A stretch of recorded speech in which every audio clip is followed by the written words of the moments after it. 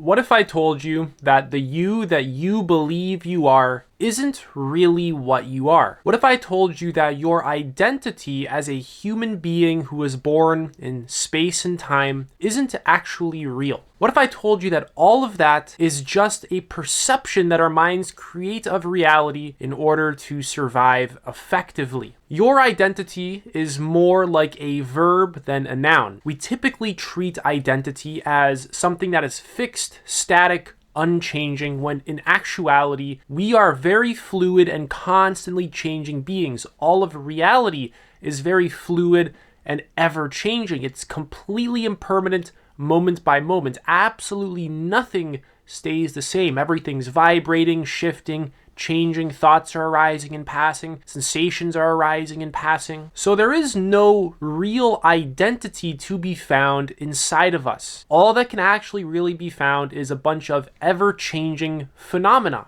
And your identity, what you take yourself to be, is just a collection of things that you have accumulated over time. The information that you put in your mind and basically the beliefs that you've been conditioned with, right? That builds up a lot of your psychological identity. The food that you eat that has become your body. The relationships that you have with other people that very deeply dictate your role within your community, within your tribe. And your occupation, which gives you a specific title of doctor, lawyer, teacher. All these things are things that we have picked up over time, and we temporarily hold on to them in order to survive, in order to effectively navigate situations. But your identity is a construct. None of this stuff actually exists objectively in some real external world. This all exists within the realm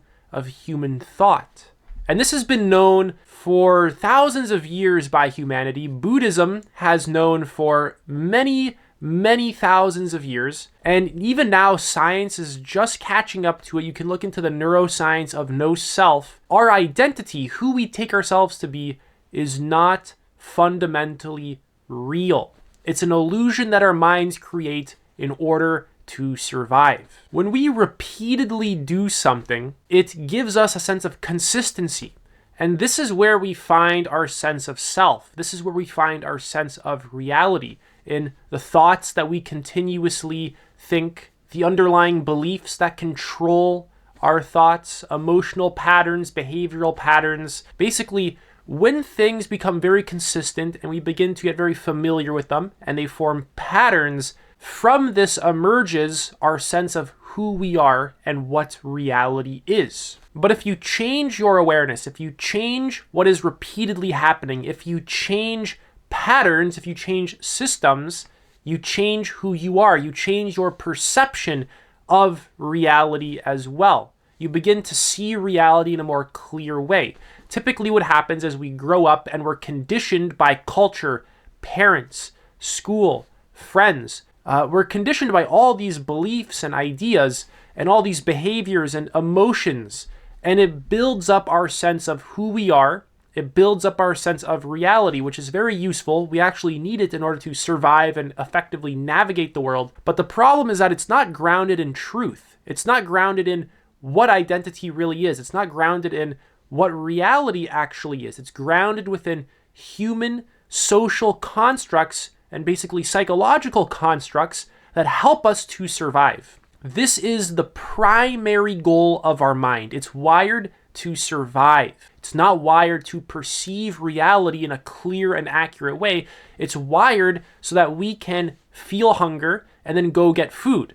It's wired so that we can feel attracted to someone and reproduce. It's wired so that we can spot an opportunity to make some cash and capitalize it. Wired so that we can recognize what is dangerous and what isn't dangerous. It's wired so that we can gravitate towards a warmer environment that suits our needs rather than freeze outside. So your true identity is interconnected with absolutely everything.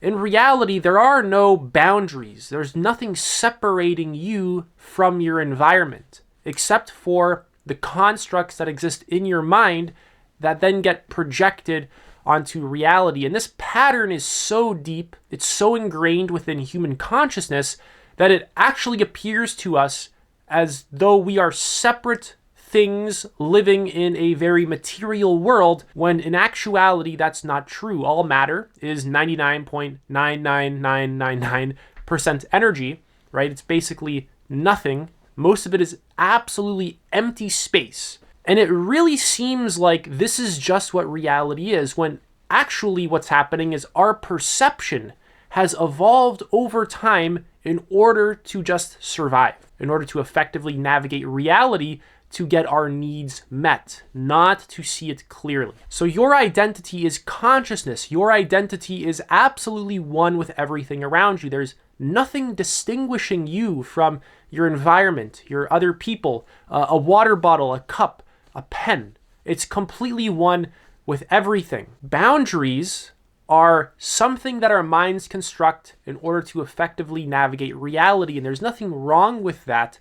It's just that when we begin to buy into this stuff as though it's just what reality is, we just get locked in our own delusions. We get locked in the constructs of our own mind, and it disconnects us from the present experience, right? And everything I'm saying in this video, you can actually figure it out for yourself. You can become directly conscious of this stuff through meditation retreats, self-inquiry. There's a lot of spiritual techniques that aren't just like woo-woo fluff. They're actual practices grounded in the present experience that you can do that slowly begin to deconstruct your sense of ego, your sense of fixed identity. And as you deconstruct that, a lot of preconceived biases and beliefs also begin to get deconstructed, and your perception of reality gets clearer and clearer. Basically, as you raise your consciousness, your perception of reality becomes more and more clear. So we appear separate in order to survive. Separation is a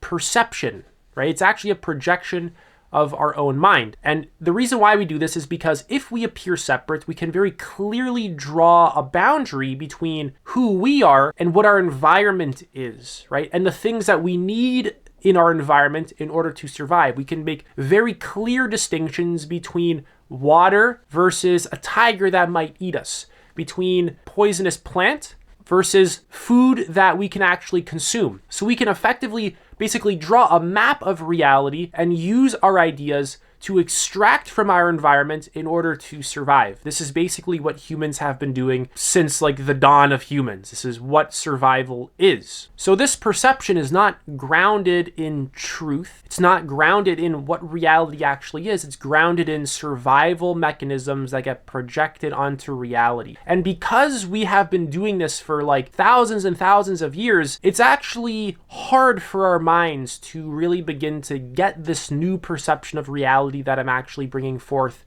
in this video. We actually need to put an effort to deconstruct our ego, to deconstruct our biases, to deconstruct our own delusions and see reality clearly. Our minds have literally been programmed through evolution for thousands and thousands of years to see reality in inaccurate ways in order to survive. Consciousness naturally evolves within human beings, and over time our consciousness also gets higher and higher. Basically, we used to exist relatively harmoniously within our environment. We began to develop egos, and then we began to feel disconnected from it, which helped us to manipulate and extract from it. And right now in our history, we're seeing kind of like the maximum effects of that with climate change and all wars and stuff like that. We're seeing like the max effects of separation, that paradigm, that way of seeing reality. And there's a lot of people who are waking up. They're actually beginning to return to a more they're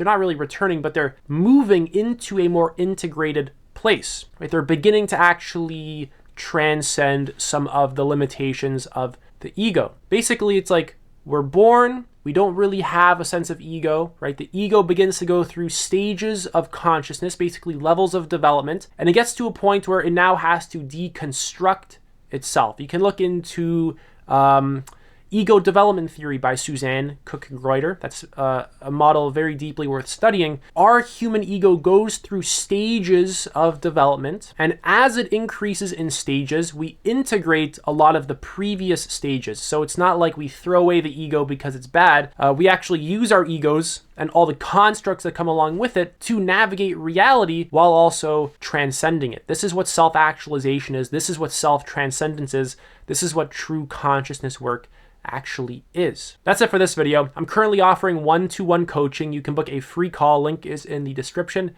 Take it easy.